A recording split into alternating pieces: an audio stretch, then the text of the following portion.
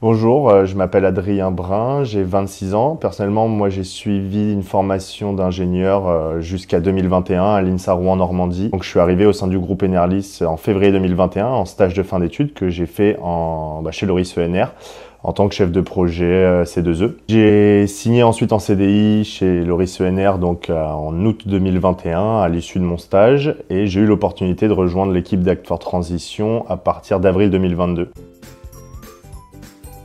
Act for Transition, c'est le cabinet de conseil du groupe Enerlis spécialisé en stratégie climat ou stratégie environnementale. Notre but, ça va être d'accompagner tout un tas de clients divers et variés dans la réduction de leurs émissions de gaz à effet de serre. Donc vraiment, on part de la mesure jusqu'à proposer des solutions pour réduire leurs émissions de gaz à effet de serre. Personnellement, comme le reste de l'équipe, je suis consultant aujourd'hui, donc je vais avoir à gérer mon portefeuille de clients moi-même du début à la fin des missions.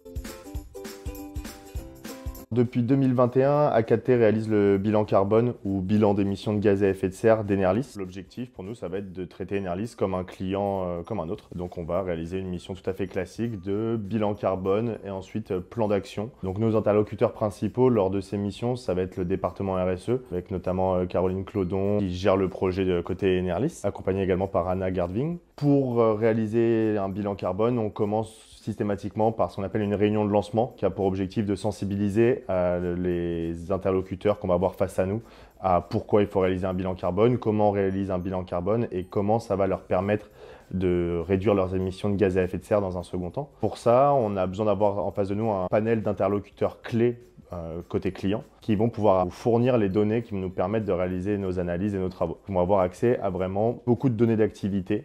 Donc, qu'est-ce qu'Enerlis achète pour réaliser ses travaux, par quel sous-traitant on passe, combien ça nous coûte, etc.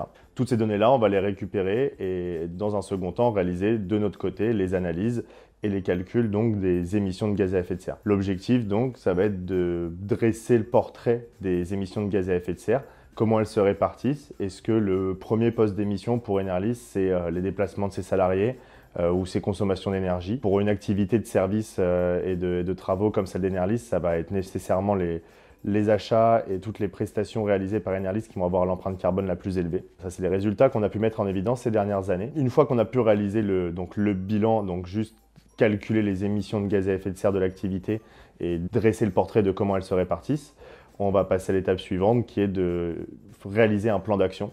Donc là, on réalise un atelier avec les mêmes interlocuteurs ou d'autres, si d'autres veulent participer. Et l'objectif va être de trouver tous ensemble une liste d'actions qui pourraient être mises en place pour réduire l'empreinte carbone des activités d'Enerlis. Aussi bien sur le cœur des activités que sur tout ce qui gravite autour, à savoir l'empreinte carbone par exemple associée aux salariés dans leurs déplacements, dans leur alimentation, etc. Une fois qu'on a réalisé cet atelier, donc on a cette liste et de notre côté, on n'a plus qu'à faire des nouvelles analyses, des nouveaux calculs, prendre des hypothèses pour estimer l'impact de réduction d'émissions de gaz à effet de serre que pourrait avoir chacune de ces actions si elles étaient mises en place chez Enerlis.